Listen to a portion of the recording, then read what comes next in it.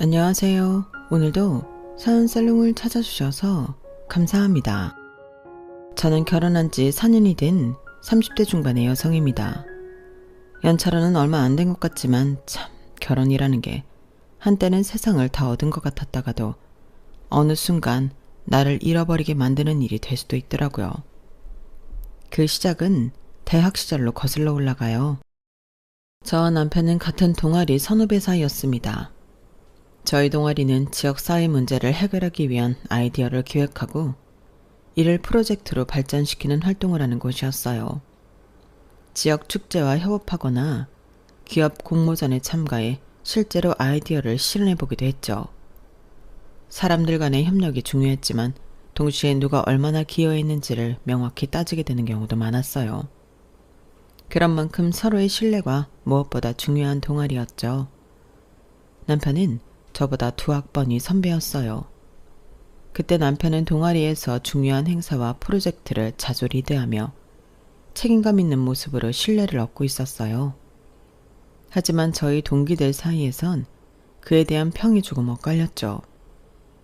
그 선배 좀 계산적인 것 같지 않아? 매사에 너무 따져. 그래도 책임감 하나는 확실하잖아. 행사도 잘 챙기고 돈 문제는 항상 깔끔하게 처리하니까. 그 전까지는 좋은 평도 많았지만 나쁜 평이 돌기 시작했던 건 남편의 계산적인 성격이 본격적으로 드러났던 동아리 MT 때였어요. 선배로서 전체 비용을 책임지고 정산을 맡았는데 나중에 알고 보니 몇천 원 단위까지 후배들에게 추가로 요구하더라고요. 1인당 2만 원씩 더 내야 해. 예상보다 펜션 비용이 많이 나왔거든. 선배님, 근데 잔돈이 좀 남았던 것 같은데요. 잔돈은 비상금으로 두는 게 맞아. 다음 행사 준비할 때 도움이 되니까. 그때는 선배로서 동아리를 생각하는 줄 알았는데 지금 돌이켜보면 그 비상금이 어디로 갔는지 아무도 몰랐어요. 또 한 번은 동아리 내에서 지역 청년 창업 지원 공모전을 준비하던 중 남편 선배가 자기가 쓴 자료 일부를 팀원들에게 빌려주는 대신 따로 보상을 요구했던 적도 있어요. 이것도 지금 생각해보면 같은 학생끼리 참 난감했던 일이었죠. 이 자료는 내가 직접 조사한 거라 내 노력이 많이 들어갔어. 그냥 가져가는 건 좀 그렇지 않나? 아니, 우리 팀 프로젝트인데 그걸 돈으로 따질 필요가 있을까요? 공정하게 하자는 거지. 내가 쓴 자료는 내가 투자한 거니까. 그때 저는 그냥 그게 그 선배의 독특한 스타일이라고만 생각했어요. 적어도 돈 문제에선 철저한 사람이란 게 나쁜 건 아니라고 느꼈거든요. 당시에 제가 그런 점들을 대수롭지 않게 넘길 수 있었던 이유는 사실 따로 있기는 했어요. 저는 남편과 연애를 시작하기 전까지 현실 감각이 거의 없는 사람과 연애를 오랫동안 했거든요. 그 사람은 늘 이상만 쫓고 돈을 어떻게 벌어야 하는지조차 몰랐죠.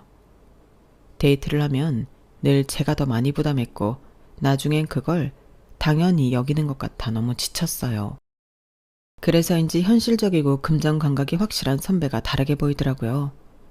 하지만 남편과 연애를 시작할 때 친구들은 저를 걱정했어요. 너 그 선배랑 괜찮겠어? 좀 너무 계산적이지 않아? 네가 상처받을 것 같아. 그래도 이상만 쫓는 사람보단 현실적인 게 낫잖아. 적어도 안정감은 있잖아. 처음에는 남편의 계산적인 면이 믿음직스러워 보이기까지 했어요. 대학 시절 동아리 활동을 하며 선배가 보여줬던 철저함과 계산성은 실수하지 않는 사람이라는 인상을 주었죠. 공모전 자료를 팀원들에게 빌려주면서 보상을 요구하거나 MT에서 추가 경비를 꼼꼼히 계산했던 일이 이상하게 보이면서도 한편으론 절대 손해보지 않는 현실적인 성격으로 느껴지기도 했거든요. 적어도 저 사람은 감정적으로 휘둘리진 않겠지. 실수를 안 하려고 철저히 준비하는 사람이니까. 당시 저는 너무 이상적이기만 했던 이전 남자친구와의 연애 때문에 더더욱 그런 생각을 했던 것 같아요. 늘 공상만 쫓으며 사람들 사이에서 손해만 보고 상처 입는 걸 반복하던 사람과 오랫동안 연애를 하면서 지쳐 있었거든요. 현실감 없이 무리한 계획을 세우고 결국엔 제가 금전적으로나 감정적으로 다 책임져야 했던 시간들. 그런 사람이랑 비교하니 남편의 철저하고 현실적인 태도가 훨씬 안정적으로 느껴졌어요. 저도 그 사람에 비하면 꽤 현실적인 성향이었거든요. 결혼 전 저는 서울에서 한 마케팅 회사에 다니며 커리어를 쌓아가고 있었어요. 제 경력에서 가장 성공적이었던 프로젝트는 IT 스타트업과 협업했던 캠페인이었어요. 고객들이 AI 기술을 어렵지 않게 받아들이도록 이 기술이 당신 삶을 어떻게 바꿀지를 중심으로 스토리를 만들었어요. 결과는 대성공이었죠. 서비스 플랫폼은 예상보다 2배 빠른 시간 안에 사용자 10만 명을 확보했고 회사 측에서도 크게 만족하며 추가 계약 논의를 하기 시작했어요. 회사에서도 저를 인정해줬고 저는 제 자신에게도 자부심을 느낄 수 있었어요. 그런 제 커리어를 자랑스럽게 생각하던 시절에 남편과 결혼을 결심했죠. 대학 시절 보여줬던 현실 감각과 철저함이 저를 안심시켰거든요. 결혼 준비를 하면서 남편의 개상적인 성격이 한층 더 도드라졌지만 저는 그걸 나쁘게만 보지 않았어요.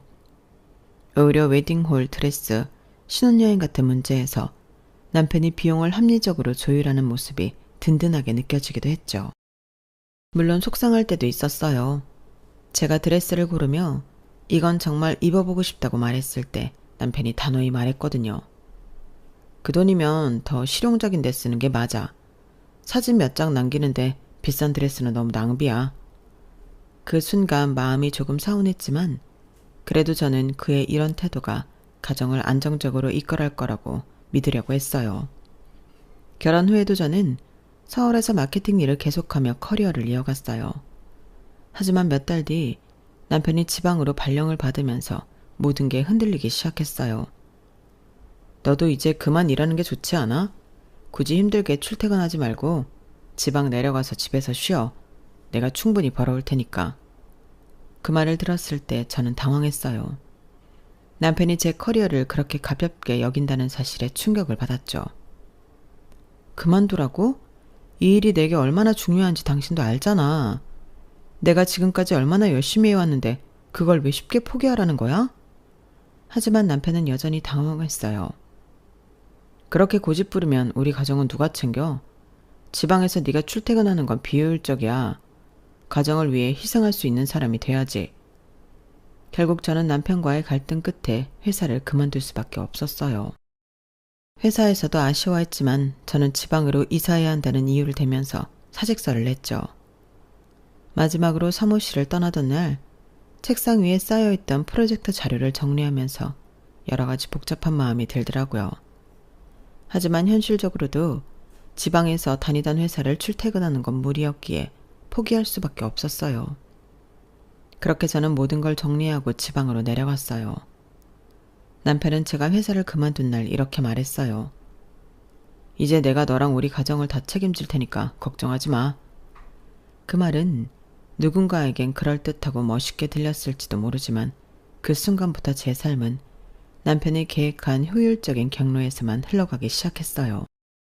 그렇게 지방으로 내려온 뒤 제 삶은 완전히 바뀌었어요. 처음 남편이 발령 이야기를 꺼냈을 때 그곳이 어디인지 물어보자 이렇게 대답했죠. 아, 울산이야.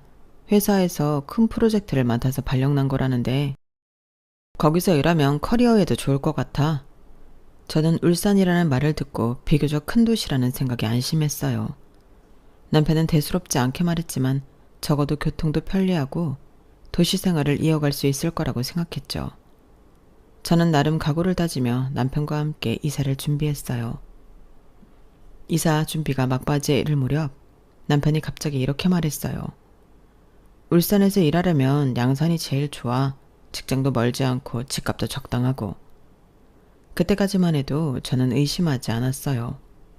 남편이 효율적인 사람이라는 걸 알고 있었기 때문에 직장에서 가까운 곳을 찾는 게 합리적이라고 생각했죠.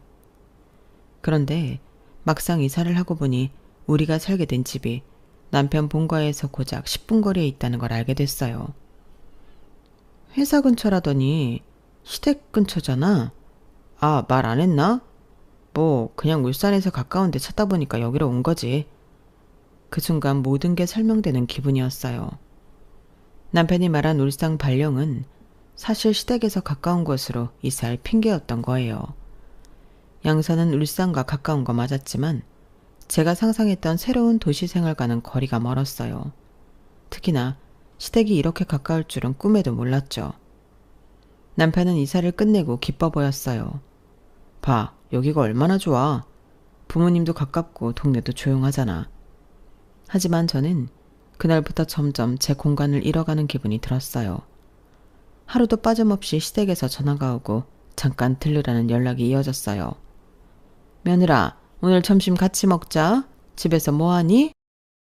네가 한번 가서 어머니 좀 도와드려라. 요즘 힘드신가 봐. 시댁의 잦은 간섭은 점점 더 심해졌어요. 시어머니는 남편이 출근하고 나면 저에게 전화를 걸어 집안일과 시댁일을 하나하나 지시했죠. 이번 주말에 반찬 좀 해서 갖다 드리고 와. 어머니가 요즘 입맛이 없으셔. 며느라, 내일은 우리 집 김장하는 날이니까 일찍 와서 도와주렴. 제가 조금 어렵다고 말하려 하면 항상 이런 말이 돌아왔어요.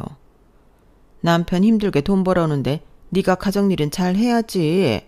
그게 아내로서의 기본 아니겠니? 남편도 이 상황을 알았지만 오히려 저를 나무랐어요. 그게 뭐가 힘들다고 그래. 그냥 한 번씩 도와드리면 좋잖아. 그때부터 저는 제가 원치 않는 삶 속으로 점점 더 밀려 들어가고 있다는 걸 느꼈어요. 지방 발령이라는 단순한 일이 아니라 사실은 이 모든 게 남편이 계획해온 일이 아니었을까 하는 의심이 들기 시작했어요.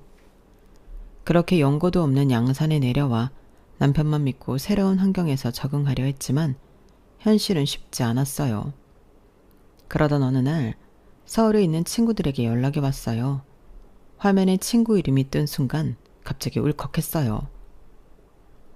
이사하고는 오랜만에 연락하네. 잘 지내고 있지? 양산 생활은 어때? 그냥 그럭저럭 적응 중이지 뭐. 제 목소리는 밝게 내려고 했지만 친구는 바로 눈치챘어요. 목소리가 왜 그래? 너 괜찮아? 솔직히 좀 힘들지? 그 순간 참아왔던 감정이 무너졌어요. 저는 한참을 망설이다가 솔직히 털어놨죠. 사실 조금 외로워. 여긴 너무 낯설고 시댁도 가깝고 그냥 내가 왜 여기에 있는 건지 모르겠어. 친구는 한숨을 쉬더니 말했어요.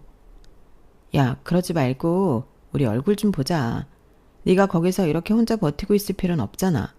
내가 애들이랑 양산에 한번 갈까? 그 말을 듣는 순간 눈물이 날 뻔했지만 웃으며 말했어요. 여기까지 오긴 뭘 와. 여긴 볼 것도 없고 그냥 시골 동네야. 니네가 나 보러 오는 건 너무 미안하지. 사실 정말 보고 싶었지만 친구들에게 양산까지 내려오라고 할 용기가 나지 않았어요. 여긴 관광지 같은 곳도 아니고 친구들은 다들 바쁜 와중에 시간을 내서 일하는 사람들인데 저 하나 보러 오라고 하는 게 너무 부담스러웠거든요. 그 후로도 친구들과 연락은 계속 이어졌지만 그럴수록 친구들은 남편에 대해 못마땅해 하는 모습을 보였어요. 진짜 괜찮은 거 맞아? 너 너무 외롭게 두는 거 아니야? 너 내려가게 만든 것도 그렇고 너만 희생하고 있는 것 같아. 네 남편 너무 자기중심적이다. 친구들의 말을 들을수록 가슴이 답답해졌어요. 한 번은 진짜로 친구들이 보고 싶어서 서울로 올라가려고 마음을 먹었어요. 며칠이라도 얼굴 보면서 마음을 풀고 싶었죠. 그런데 문제는 돈이었어요. 차비에 숙소비까지 생각하니 제 월 생활비로는 감당이 안 되는 거예요. 저는 고민 끝에 남편에게 조심스레 말을 꺼냈어요. 나 친구들 보러 서울 좀 다녀오면 안 될까? 차비랑 숙소비가 조금 들어서 당신이 조금만 보태주면 좋을 것 같아. 그 말을 들은 남편은 얼굴을 찌푸리며 대꾸했어요. 그걸 왜 나한테 말해? 네 용돈에서 해결하면 되잖아. 내 용돈으로는 좀 부족해서. 남편은 비웃듯 말했어요. 그럼 애초에 갈 생각을 하지 말아야지. 서울까지 가면 차비에 숙소비에 먹는데 돈까지 얼마나 깨질지 생각은 안 해봤어? 그 돈으로 우리 집에 필요한 걸 하나 더 사는 게 훨씬 낫지 않아? 그 말에 할 말을 잃었어요. 남편은 제가 서울에 다녀오는 걸 단순히 돈 문제로만 바라보는 것 같았어요. 저는 다시 조심스럽게 말했어요. 그냥 나도 친구들 좀 보고 싶어서 그래. 여기선 혼자 있는 시간이 너무 많으니까. 하지만 남편은 대수롭지 않다는 듯 대답했어요. 혼자 있는 게 뭐가 문제야? 네가 좋아서 내려온 거 아니었어? 그냥 적응하면 돼. 그리고 차라리 친구들이 여기로 오라고 해. 굳이 네가 올라가서 돈 쓰는 건 낭비야. 그 말에 저는 더 이상 말을 잇지 못했어요. 친구들을 여기로 부르라는 남편의 말은 너무나 비현실적으로 들렸어요. 여기는 그저 작은 동네에 볼거리도 없고 친구들에게 내려오라고 하기엔 애들이 일하며 바쁘게 지내는 걸 알았기에 도저히 부탁할 용기가 나지 않았죠. 남편은 제가 말없이 가만히 있는 걸 보며 덧붙였어요. 내가 뭐 틀린 말 했어? 네가 멀쩡히 여기서 살고 있으면서 친구들 보겠다고 몇십만 원 깨지는 게 정상이야? 차라리 그 돈으로 네 필요한 걸 사든가.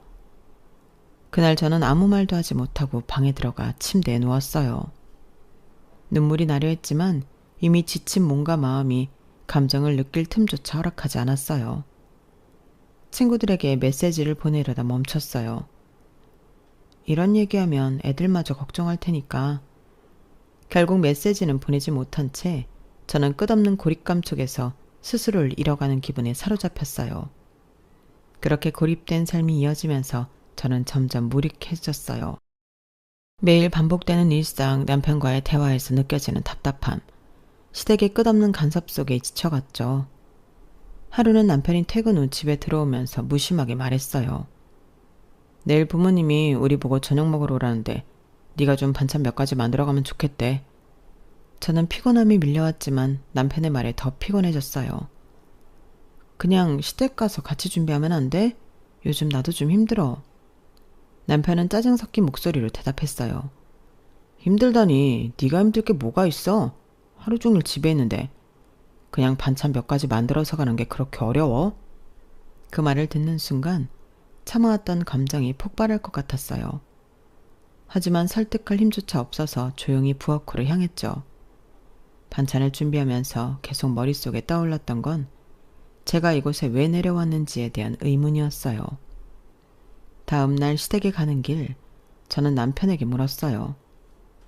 우리 이렇게 계속 시댁 가까이 살 거야? 언제까지 이런 식으로 계속해야 하는데? 남편은 당연하다는 듯 말했어요. 부모님이 가까이 계시면 좋잖아. 네가 좀 불편해도 다 가정을 위한 거 아니야? 부모님이 우리를 위해 얼마나 신경 써주시는데? 그 순간 남편이 말하는 가정이란 단어가 저와는 전혀 다른 의미로 느껴졌어요. 남편의 가정은 시댁과의 관계, 그 사람들이 원하는 방식대로의 삶을 의미하는 거였죠. 저는 그 안에서 제 자리는 어디에도 없다는 걸 느꼈어요. 시댁에 도착하자마자 시어머니는 저를 보며 반갑게 맞았어요. 아, 반찬까지 준비해왔네. 잘했어.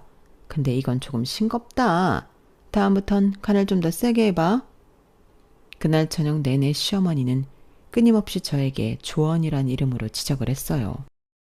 제가 식탁에 놓은 반찬, 앉은 자세, 심지어 남편이 밥을 먹는 속도까지 전부 제 책임인 것처럼 느껴지게 하셨어요. 네가 반찬을 잘하면 남편이 밥을 더 맛있게 먹지 않겠니? 요즘 우리 아들도 살도 좀 빠진 것 같은데 네가 잘 챙겨줘야지. 그 말을 들으며 점점 더 제가 무너지는 기분이었어요. 남편은 옆에서 아무 말 없이 밥만 먹고 있었고 저는 그저 웃으며 대답했어요. 네, 어머니, 다음엔 신경 써볼게요.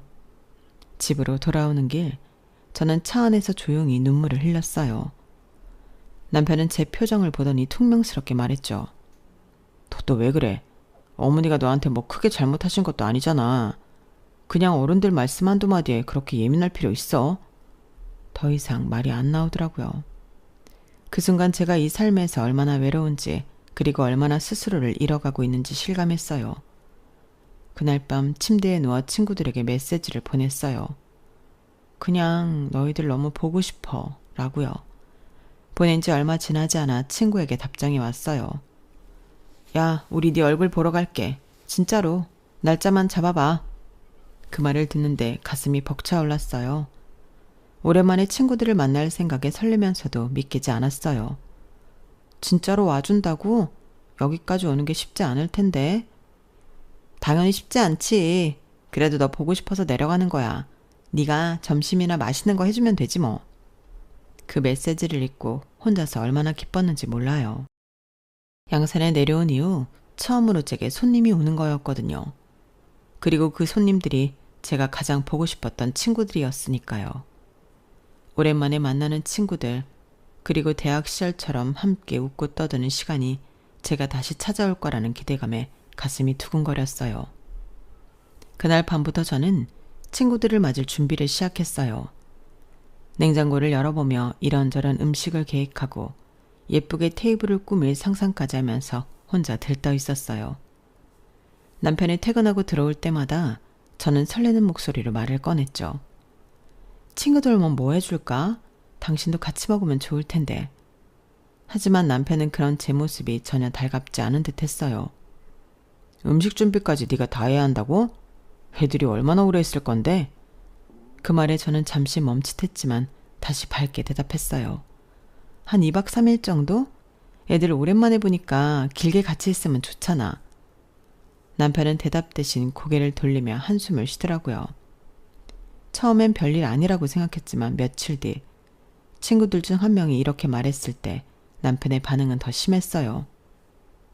우리 셋이 다 같이 갈게. 네 얼굴 본 지도 오래됐으니까 겸사겸사. 저는 반가워서 바로 동의했죠. 셋 다? 진짜 좋다. 여기 오면 맛있는 것도 많이 해줄게. 하지만 이 이야기를 남편에게 전했을 때 그의 표정이 싸늘해졌어요. 셋이나 와? 여기 집이 호텔도 아니고 그렇게 많이 와서 어디서 다 자려고? 그냥 거실에서 자면 되지. 애들이 잠자리에 민감한 애들도 아니고 별로 불편하지 않을 거야. 남편은 건성으로 고개를 끄덕이며 짜증 섞인 목소리로 내뱉었어요. 다 같으면 그냥 파토내겠다. 무슨 사람들을 이렇게까지 부르냐? 그 순간 설렘이 사라지고 불안감이 밀려들었어요. 친구들과의 약속을 깨고 싶진 않았지만 남편의 태도가 계속 마음에 걸렸어요. 그럼에도 불구하고 저는 친구들을 맞을 준비를 멈추지 않았어요. 집안을 구석구석 청소하고 거실을 넓게 비우며 친구들이 편히 쉴 공간을 마련했어요. 냉장고에 음식을 채워 넣으며 이런저런 요리를 상상하는 제 모습에 오랜만에 활기가 도는 기분이 들었죠.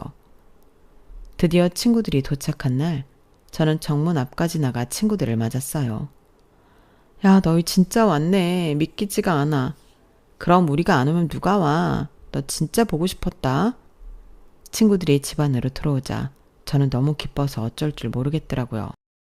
그런데 남편은 거실 소파에 앉아 TV를 보면서 대꾸도 없었어요. 오랜만이야 선배. 잘 지내셨어요? 친구들이 반갑게 인사했지만 남편은 피곤한 얼굴로 대충 손을 들어올리며 말했어요. 뭐 그냥 그렇지. 남편의 이런 태도에 저는 속이 상했지만 친구들에게 티내고 싶지 않아 애써 웃으며 대화를 이어갔어요. 저녁 식사 자리에서도 남편은 거의 말을 섞지 않았어요. 친구들이 저와 이야기하면서 웃을 때도 남편은 마치 그 자리에 없는 사람처럼 행동했어요. 은근히 눈치를 주는 것 같은 표정과 행동들이 느껴졌죠. 그렇게 하루가 지나고 둘째 날 아침이 되자 남편은 본격적으로 불만을 드러내기 시작했어요. 집이 왜 이렇게 어질러졌어? 애들 오니까 정신이 하나도 없네. 애들이 먼 길 와서 편히 쉬려면 어쩔 수 없잖아. 내가 정리할게. 하지만 남편은 제 말을 듣지도 않고 계속 불평했어요. 솔직히 애들 데려와서 이렇게 북적이는 건 좀 아닌 것 같아. 너도 힘들잖아. 그 말에 저는 속으로 화가 치밀었지만 최대한 차분하게 대답했어요. 힘들지 않아. 나도 애들 오랜만에 보니까 좋아서 하는 거야. 하지만 남편은 마지막 한마디로 저를 완전히 무너지게 만들었어요. 아니, 솔직히 이렇게 오래 묵을 거면 숙박비라도 받아야 되는 거 아니야? 그 말에 순간 머릿속이 하얘졌어요. 뭐라고? 지금 농담이지? 농담 아니야. 우리도 전기세, 물세 다 드는 건데 그냥 있을 순 없잖아. 저는 남편의 이런 말이 믿기지 않았어요. 친구들이 먼 길을 와준 것만으로도 고마운 일인데 남편은 그걸 돈으로 계산하려고 한다는 게 너무나 충격적이었어요. 그게 사람이 할 말이야? 내 친구들한테 돈 내고 가라고 하라고? 남편은 오히려 당당하게 대답했어요. 그래, 그게 공정한 거지. 네가 얘기해. 우리 집에 묵으려면 그 정도는 내야 된다고. 친구들은 그 대화를 듣고 있었고 분위기는 한순간에 싸늘해졌어요. 결국 친구들도 기분이 상한 채로 제가 애써 준비했던 집들이는 불편한 분위기 속에서 끝이 났어요. 다음날 아침 어제의 싸늘했던 분위기를 애써 털어내며 친구들과 아침 식사를 준비하고 있었어요. 그런데 남편이 거실로 나오더니 무심한 목소리로 한마디를 던지더라고요. 아, 그러고 보니 얘기해야겠다. 너희들 여기 며칠씩 있으면서 전기세 물세 다 드는 거 알지? 집에서 해먹은 음식값까지 하면 대충 15만 원 정도 나올 것 같아. 근데 친구들이니까 3만 원은 깎아주는 거야. 12만 원씩만 내고 가. 그 순간 집안 공기가 얼어붙는 것 같았어요. 친구들은 처음엔 남편이 농담을 하는 줄 알고 멍하니 쳐다봤지만 생각보다 진지한 얼굴을 보고 상황을 이해한 듯 얼굴이 굳어졌어요. 선배, 지금 진심이세요? 한 친구가 조심스럽게 묻자 남편은 대수롭지 않게 고개를 끄덕이며 대답했어요. 현실적인 얘기하는 거야. 여기 사는 것도 다 돈 드는 일이고 우리도 부담이 있으니까. 친구들이 기막혀하는 얼굴로 서로를 쳐다보는 사이 저는 믿을 수 없다는 듯 남편을 쳐다보며 말했어요. 당신 지금 농담이지? 어떻게 친구들한테 그런 말을 해? 먼 길 와서 날 보러 와줬는데. 하지만 남편은 태연하게 대꾸했어요. 내가 뭐 틀린 말 했어? 우리도 돈이 드는 건 사실이잖아. 그냥 솔직하게 얘기하는 게 맞는 거지. 그 말에 친구들 중 한 명이 차마 화를 내지 못하고 씁쓸하게 웃으며 말했어요. 와, 진짜 어이가 없네. 우린 너 보고 싶어서 멀리서 일부러 시간 내서 온 건데 이게 뭐야? 다른 친구들도 한마디를 보탰어요. 아니, 우리가 여기 머물면서 뭐 그렇게 대단하게 쓴 것도 아닌데 숙박비라니 진짜 당황스럽네? 남편은 여전히 태연하게 소파에 앉아 휴대폰을 만지작거리며 말했어요. 그렇게 기분 나빠할 거 없어. 현실적으로 생각하자는 거지. 그 순간 제 마음속에서 끓어오르는 분노가 더 이상 참을 수 없는 지경에 이르렀어요. 현실? 그게 무슨 현실적인 거야? 당신이 지금 무슨 말을 하고 있는지 스스로도 몰라? 친구들이 뭘 잘못했는데? 내 친구들이 먼 길 와준 것만으로도 고마운 일인데 그걸 돈으로 계산한다고? 정말 인간적으로 너무하다. 남편은 제 말에 어이없다는 듯 코웃음을 치며 대꾸했어요. 왜 이렇게 예민해? 너야말로 좀 현실적으로 생각해봐. 나쁜 말 하는 것도 아니고 그냥 비용 나누자는 건데 뭐가 문제야? 그 말에 저는 더 이상 참을 수 없었어요. 이건 돈의 문제가 아니야. 이건 배려와 예의의 문제라고. 친구들이 이런 대접 받으려고 온 게 아니잖아. 친구들은 눈치를 보며 차마 더 이상 말을 하지 못한 채 고개를 숙였고 방 안에는 싸늘한 침묵이 흘렀어요. 정말 미안해. 너희들 이런 대접 받으려고 온 게 아니었는데 내가 잘못했어. 하지만 친구들은 어색하게 웃으며 말했어요. 아니야, 네가 뭘 잘못해. 그냥 우리가 좀 잘못 온 것 같네. 미안하다. 친구들의 말이 얼마나 가슴 아팠는지 몰라요. 기분이 상한 채로 아침을 맞아 먹는 모습은 제 평생 잊을 수 없을 거예요. 그 순간 저는 결심했어요. 이 상황을 더는 묵인하고 넘길 수 없다는 것을요. 내내 어색한 분위기 속에서 짐을 챙겼습니다. 떠나기 전 한 명이 갑자기 무언가를 주섬주섬 꺼내더니 제 손에 돈 봉투를 쥐어줬어요. 이거 우리가 12만 원씩 모았어. 네 남편이 말한 숙박비. 여기 있어. 저는 그걸 보자마자 손사래를 치며 말했어요. 아니야, 이런 거 받을 수 없어. 너희가 왜 이런 걸. 하지만 친구는 고개를 저으며 단호하게 말했어요. 받아. 우리도 이런 걸 원한 건 아니었지만 네가 더 곤란해질까 봐. 너도 힘들 텐데 이런 거라도 받아. 다른 친구도 조용히 말했어요. 우리도 내고 싶어서 내는 거 아니야. 네 남편 얼굴 2번 보기 싫어서 그냥 조용히 끝내려고 하는 거야. 그 말을 들으니 더 이상 버틸 수 없었어요. 손에 쥔 봉투가 너무 무겁게 느껴지더라고요. 마치 그 안에 담긴 돈이 저의 자존심을 눌러버리는 것 같았죠. 친구들은 집 앞까지 나오면서 한 번 더 제 손을 꼭 잡았어요. 우리 네가 행복하길 바랐는데 이렇게 보니까 솔직히 말할게. 우리는 네가 선배랑 헤어졌으면 좋겠어. 그 말에 저는 깜짝 놀랐어요. 뭐라고? 다른 친구들도 말을 이어갔어요. 진짜야, 너는 너무 좋은 사람이야. 근데 선배는 아니야. 너랑 너무 안 맞아. 이렇게까지 너를 힘들게 하면서 같이 사는 게 의미가 있는 건지 모르겠어. 저는 차마 대답할 수 없었어요. 목이 메어 아무 말도 나오지 않았어요. 친구들은 제 손을 꼭 잡으며 말했어요. 네가 힘들어서 더 이상 못 참겠다고 생각하면 언제든 우리한테 말해. 넌 우리한테 소중한 친구야. 혼자서 다 짊어지려고 하지 마.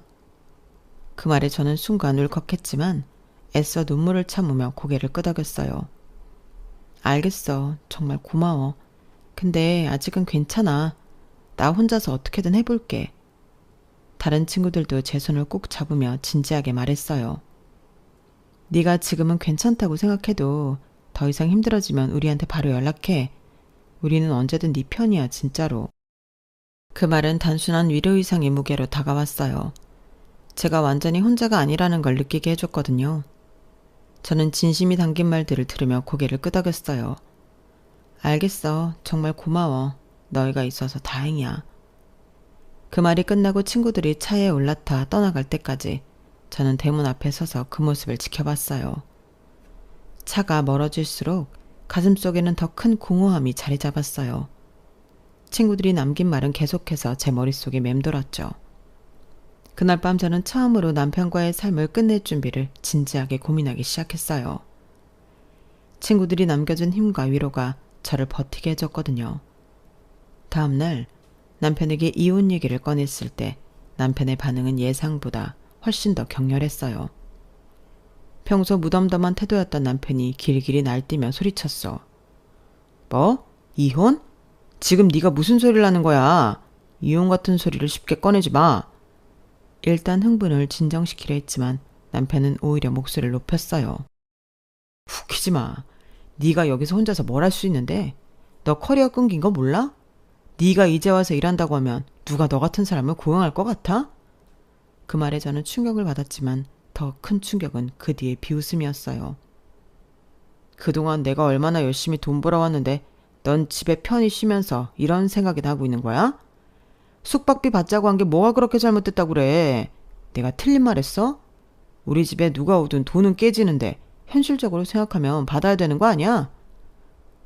숙박비를 받았어야 한다고? 그게 정상이라고 생각해? 내 친구들이 멀리서 날 보러 와준 건데 그렇게 치사하고 각박하게 돈을 요구하는 게 인간적으로 맞는 거야? 네가 지금 현실 감각이 떨어지는 거야. 돈은 벌 수 있을 때 어떻게든 벌어야지. 지금 경제가 얼마나 어려운지 몰라? 내가 이렇게 애쓰면서 돈 벌고 있는데 네 친구들한테 조금 요구했다고 뭐 그렇게까지 열을 내. 내가 열내는 이유는 돈 때문이 아니야. 그건 인간적인 예의와 정의 문제야. 당신은 그런 걸 전혀 모르는 사람이라는 걸 이제야 깨달았어. 그래? 그럼 앞으로 더 현실적으로 생각해보자고. 다음에 또 친구들 불러. 이번엔 숙박비 더 올려서 제대로 벌어보자. 너도 집에서 놀기만 하지 말고 돈 좀 벌어야 될 거 아니야. 지금 장난해? 내가 진지하게 말하고 있는데 당신은 돈 얘기밖에 못해? 진지하게 말하는 거야. 네가 지금 나한테 이혼하겠다고 하면서 대안도 없잖아. 이혼하고 뭐 할 건데? 어디 가서 무슨 돈을 벌 거야? 네가 살던 세상은 끝났어. 인정해. 그 말은 마치 제가 아무것도 아닌 사람이라는 걸 증명하려는 것처럼 들렸어요. 저는 더 이상 그런 말을 듣고 있을 필요가 없다는 걸 깨달았어요. 당신 말이 맞아. 난 대안도 없고 현실적으로 힘들겠지. 하지만 한 가지 확실한 건 더 이상은 이렇게 당신이랑 살고 싶지 않다는 거야. 그 말을 남기고 저는 방으로 들어가 문을 닫았어요. 남편의 비웃음과 냉소가 귀에 맴돌았지만 친구들이 했던 말도 함께 떠올랐어요. 그 순간 저는 혼자가 아니라는 걸 다시금 깨달았고 이번엔 정말로 제 삶을 위해 싸워봐야겠다고 다짐했어요. 그날 밤 저는 친구들에게 전화를 걸어 도움을 요청했어요. 친구들은 예상했던 것처럼 한치의 망설임도 없이 저를 지지해줬습니다. 드디어 결심했구나. 잘했어. 네가 필요하면 언제든 우리 힘 보탤게. 혼자서 처리하려고 하지 마. 우리도 도울 방법 많아. 법적인 거나 현실적인 거 다 같이 알아보자. 친구들의 말에 용기를 얻어 다음날 저는 변호사를 찾아갔어요. 변호사는 제 이야기를 다 듣고 차분히 설명해줬어요. 귀하의 상황에서 이혼을 진행하려면 경제적 의존관계나 결혼 생활에서 받은 정신적 고통을 입증하는 자료가 필요합니다. 특히 상대방이 동의하지 않을 경우 법적 싸움이 길어질 가능성이 있습니다. 그 말에 한숨이 나왔지만 포기할 수는 없었어요. 제 삶을 되찾기 위해 저는 싸워야 했으니까요.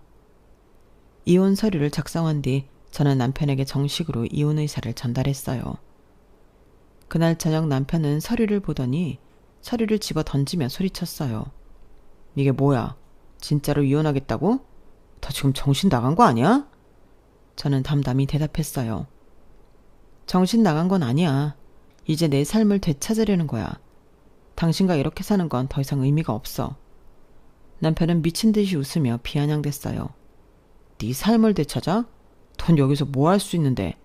네가 무슨 돈이 있어? 어디 나가서 살아갈 수나 있을 것 같아? 지금까지 내가 벌어다 준 돈으로 편히 살았으면서?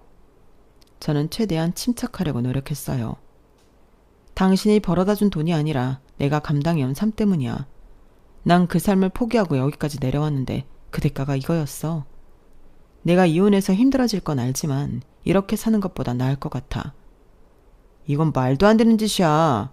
여기서 네가 나가서 아무것도 못할 거 뻔히 보이는데 너 혼자 잘 살 것 같아? 웃기지도 않네. 그게 나를 본 모습이라면 더더욱 이 결혼을 끝내야지. 난 당신 없이도 잘 살 수 있다는 걸 증명할 거고 당신 같은 사람과 더 이상 살 이유도 없어. 그 후 남편은 며칠 동안 이혼 서류를 무시하며 아무 일도 없다는 듯 행동했어요. 하지만 남편이 무시한다고 해서 제가 포기할 리 없었어요.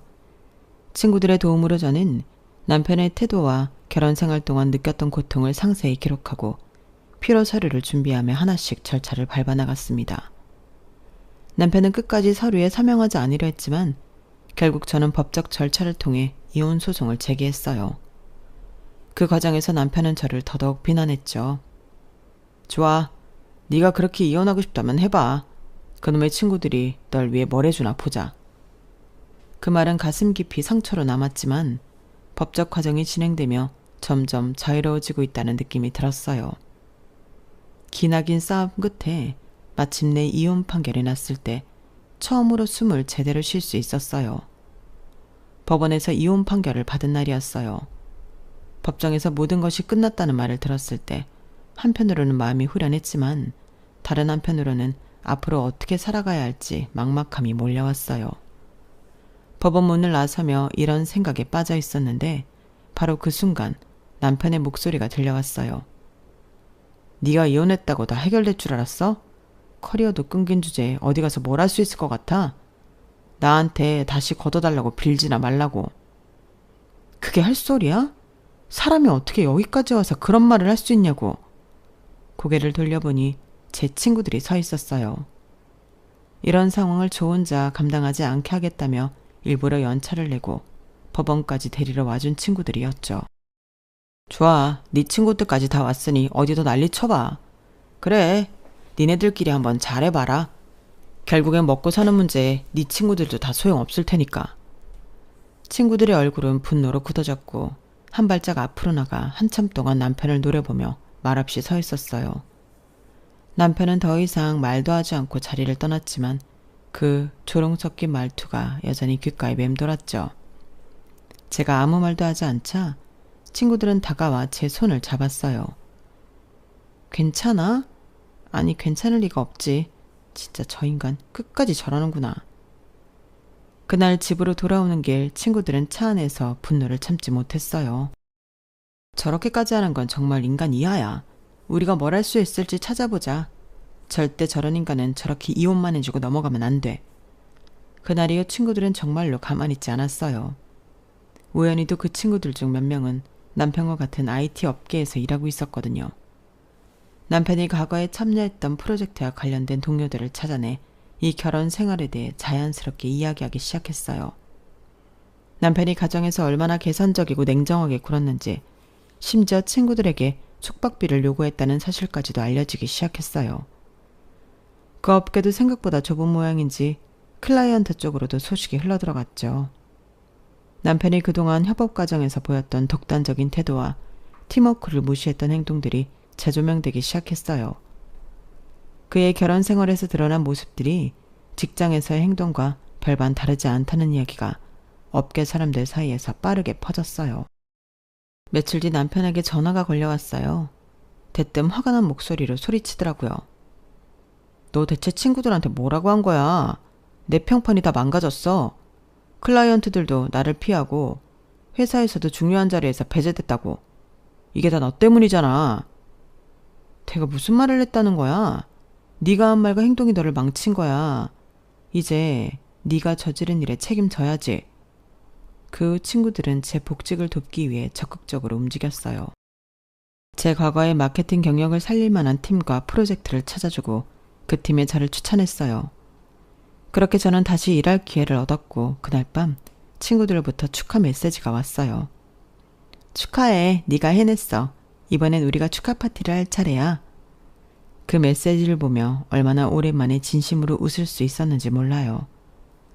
늘 혼자라고만 생각했던 제 곁엔 알고 보니 이렇게나 저를 지지해주는 사람들이 있었고 그 덕분에 저는 다시 일어설 수 있었으니까요.